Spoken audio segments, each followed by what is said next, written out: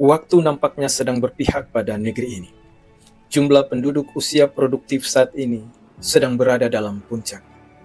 Sebuah fase yang oleh para ahli disebut sebagai bonus demografi. Tetapi, di balik janji statistik ini, ada faktor kesehatan yang kalau dikelola dengan baik outputnya juga akan baik. Sehingga kita bisa menuai bonus demografi. Begitu pula sebaliknya. Tulisan ini bukan untuk menghapus optimisme, melainkan untuk memperluas kesadaran. Itu karena hanya bangsa yang menyadari tantangan yang mampu menata masa depannya. Apa yang dimaksud dengan bonus demografi? Simpelnya, situasi di mana proporsi usia produktif lebih banyak dari usia non-produktif.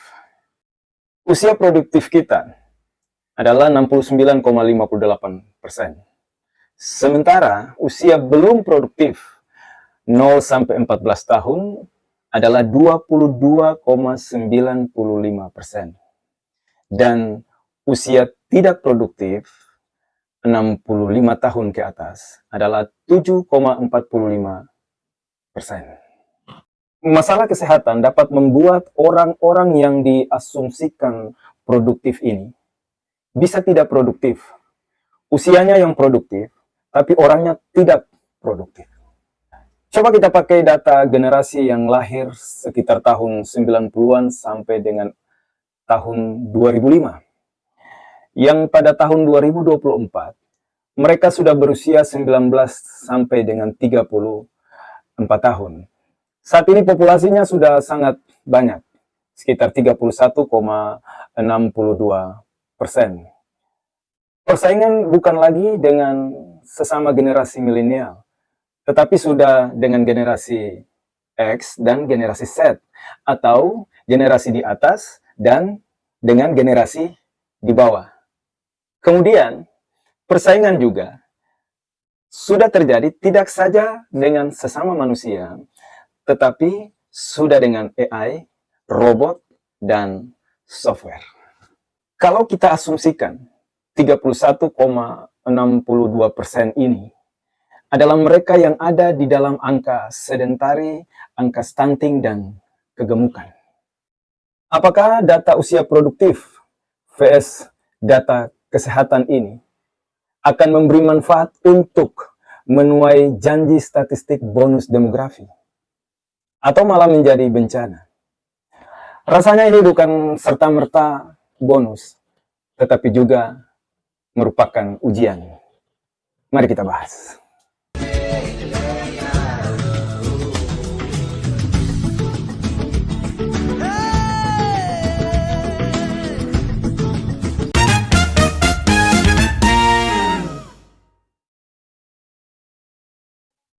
Gaya hidup sedentari adalah gaya hidup minim aktivitas fisik. Hal ini dapat terjadi karena rutinitas harian bekerja di depan komputer, malas berolahraga, dan terlalu lama menatap gadget. Data dari Survei Kesehatan Indonesia tahun 2023 menunjukkan bahwa 37,4% penduduk Indonesia berusia kurang lebih di atas 10 tahun memiliki gaya hidup sedentari.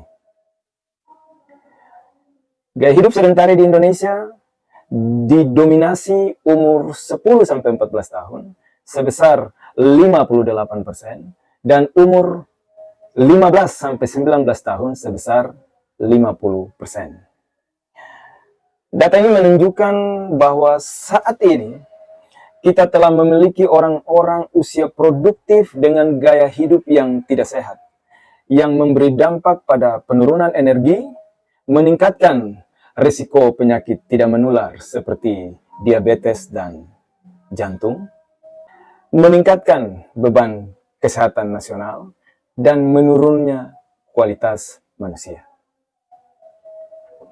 Bonus demografi akan sia-sia jika mayoritas penduduk usia produktif tidak berada dalam kondisi sehat dan prima untuk bekerja.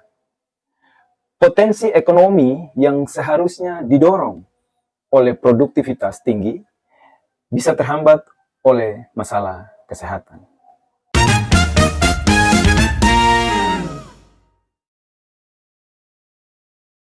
Data survei status gizi Indonesia tahun 2024 menunjukkan bahwa stunting kita berada pada angka 19,8%.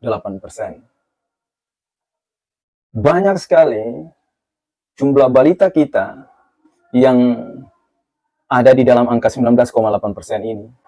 Stunting berdampak tidak hanya pada pertumbuhan fisik, tetapi juga pada perkembangan kognitif.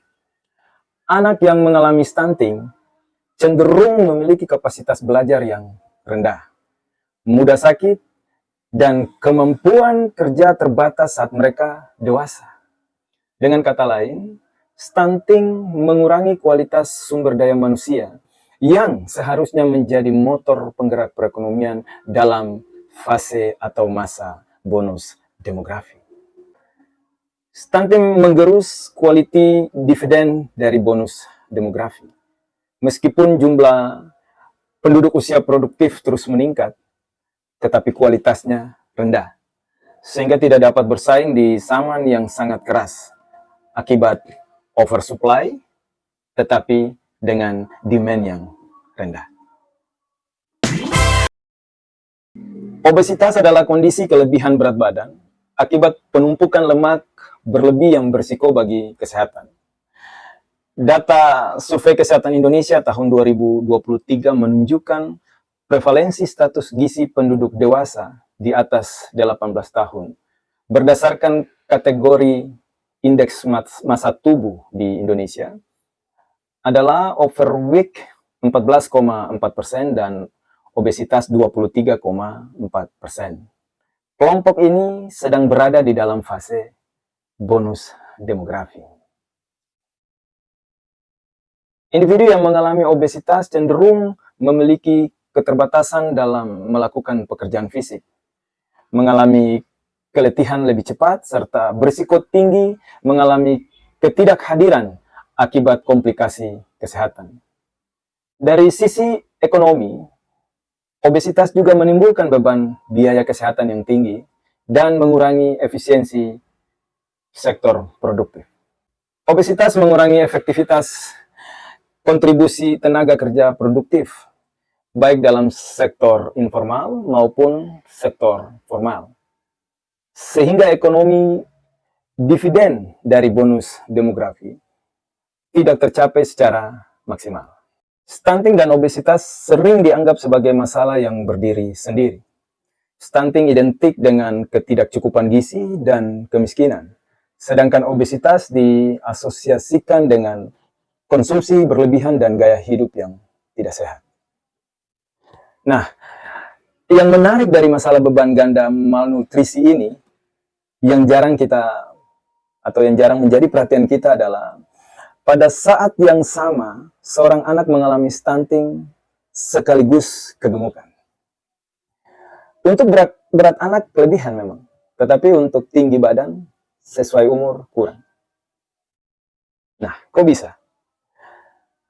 Ini terjadi karena pola makan tinggi gula dan lemak, tetapi miskin zat gizi penting seperti protein dan vitamin.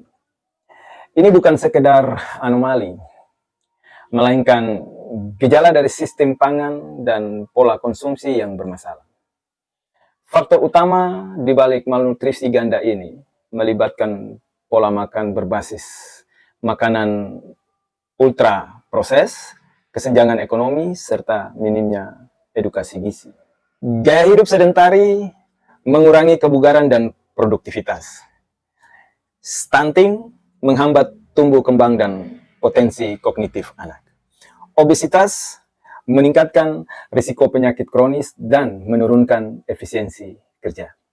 Ketiga indikator ini, sedentari, stunting, dan obesitas, menunjukkan bahwa kuantitas penduduk usia produktif saja tidak cukup untuk menuai manfaat dari bonus demografi.